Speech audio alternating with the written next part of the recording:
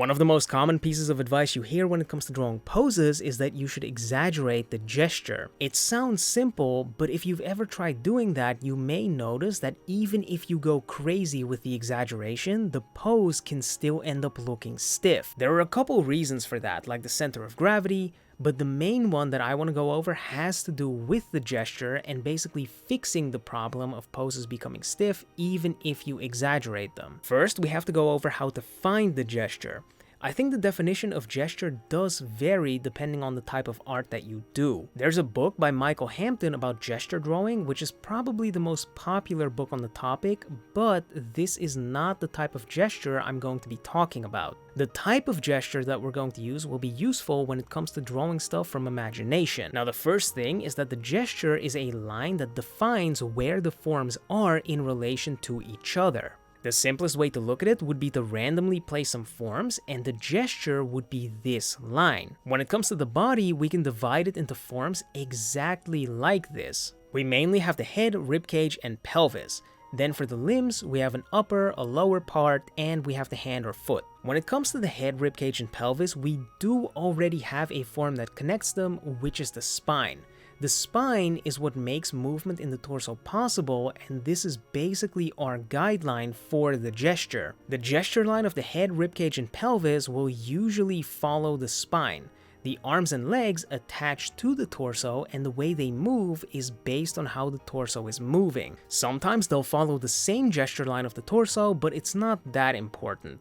You do need to keep in mind that the arms and legs can have their own gesture lines as well because they also consist of multiple forms. So when it comes to finding the gesture line, think about how the head, ribcage, and pelvis are angled, and then think about what line connects them, and also think about what line you can draw between the arms and legs, and if those lines line up, you can connect them. Once you've decided on a gesture line, you can exaggerate it and then draw a body around it, which should make the body look more stylized. Now, the main mistake people make when they exaggerate the gesture is that they exaggerate it to one side, but they compensate on the other side.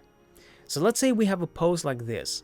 We can see that the upper part of the torso is going this way and the lower part this way. When drawing this pose, you could curve the torso more in this direction, but the mistake that somebody could then make would be moving the lower torso in the opposite direction to compensate. The problem is that this changes the pose entirely. The pose originally had its center of gravity here, which was supported by the legs. Now the legs are out of the way, which will make it appear like the character is falling over. A pose being off balance is one of the main things that makes it look stiff, but at the same time, this compensation also undoes whatever exaggeration you did, meaning you just drew the same pose but at an angle. To stop this from happening, all we have to do is keep the feet in the same spot or move them in the other direction. It's easier said than done because this also relies on your knowledge of posing. You have to know why the feet need to remain in that spot. Alright, let's practice drawing the gesture a little bit, and specifically, we're going to focus on accurately drawing the angles of the gesture without compensating. So like I said, if you want to find the gesture, you have to look at what the head, ribcage, and pelvis are doing. In this case, we have the head, which is angled this way. We have the ribcage, which is angled this way, and we have the pelvis, which is angled this way. Then the line we can draw between them looks like that. This is a pretty simple one. Now, what's important with this pose in particular is this forward lean. The entire upper body is leaning forward. If you're going to draw this pose, something that I could see happening is that you draw the head, and then when it comes to drawing the spine, you would push the ribcage forward like this, and then push the pelvis backwards like that, which would result in the torso looking like that. This is a completely different pose than the one we're referencing, and the main issue is how far forward this part of the torso is. If we look at the reference, this part is going backwards, whereas in our case, this part is kind of going forwards. And of course, the cause of that issue is that we straightened out this gesture line. Instead of keeping this very sharp angle, we went upwards. So we basically compensated. What we'd have to do instead is keep that forward lean. So what we could do is keep the torso in the same position that it already is by keeping it kind of straight, going this way. Or we could make her lean even more. It all depends on the effect you want to create. You could make the body lean forwards more than it is in the reference, or you could make it lean backwards more than it is in the reference. But the main thing that you need to keep in mind with this pose in particular is that you don't curve that gesture line too much. There needs to be kind of a straight angle between the ribcage and the pelvis. Now for the next one, again, first thing we need to look at are the head, the ribcage, and the pelvis. In this case, the head is kind of straight. We have the ribcage, which is going that way, and then we have the pelvis, which is angled that way. So the line we can draw between them is kind of like that. And in this particular case, we have one of the legs going down this way, and then the foot is over here. You can draw a line like this between those parts of the leg. So technically, you could just draw a very long line like that. With a standing pose like this, you need to keep in mind where the center of gravity is and make sure that it falls on the base of support, which is the area that's made up between the body part that touches the supporting surface. So in this case, we have the feet touching, meaning the area between them is our base of support, and we need to make sure that our center of gravity is directly above that to make sure that the pose stays balanced. Finding the center of gravity is pretty difficult because it varies depending on the pose as well as body type. You know, if somebody has a huge upper body, the center of gravity is going to be higher. If they have a huge lower body, it's going to be lower. And then if their arms are above their head, the center of gravity goes up as well. And then in some cases, it can even go outside of the body. But for the most part, it's directly in the middle of the body near the belly button. So that's kind of a rule of thumb you can use. If we're going to draw this pose, we need to make sure that our center of gravity, which is right there, needs to be above the base of support. So we can change the upper body and lower body however we want. We just need to make sure that it stays balanced.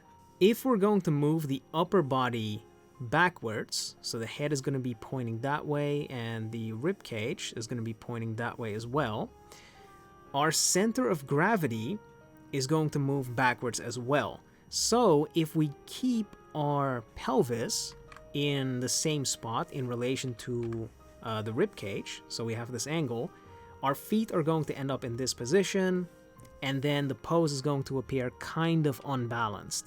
Instead, we'd have to move the pelvis backwards as well, so we can move the legs backwards, and that will make the pose appear balanced again. And this is where the compensation starts to come into play again, because you're moving the upper part of the body backwards, which means that you'd either have to keep the lower part of the body in the exact same spot, or you'd have to move it backwards as well. But people have a tendency to compensate when they, I guess, exaggerate stuff a little bit. So when they move the upper body backwards, they tend to move the lower body forwards, and that's when you end up with that unbalanced situation that I just talked about. Then for this pose, we have the head, which is angled this way, we have the rib cage, which is angled this way, and we have the pelvis, which is angled this way, and that gives us a gesture line that looks like that. What's important about this pose is the way the torso is leaning forwards. So if you're going to draw this pose, technically what you could do is make the torso lean forwards even more. So instead of having an angle like that, we can angle it like this. I think the mistake that you could end up making with this pose would be, you look at the gesture line going this way. It's a pretty easy gesture to identify. But technically what you could do is curve the gesture line like this and essentially add a curve into the torso itself, which I don't think would be necessarily wrong. You could do it if that's the effect that you're trying to go for. But in this case, I think if you want to retain the idea of the original pose and you just want to make it look a bit more stylized, it would be better if you just took the entire gesture line and angled it a bit more. But that's essentially all I wanted to talk about when it comes to the gesture line.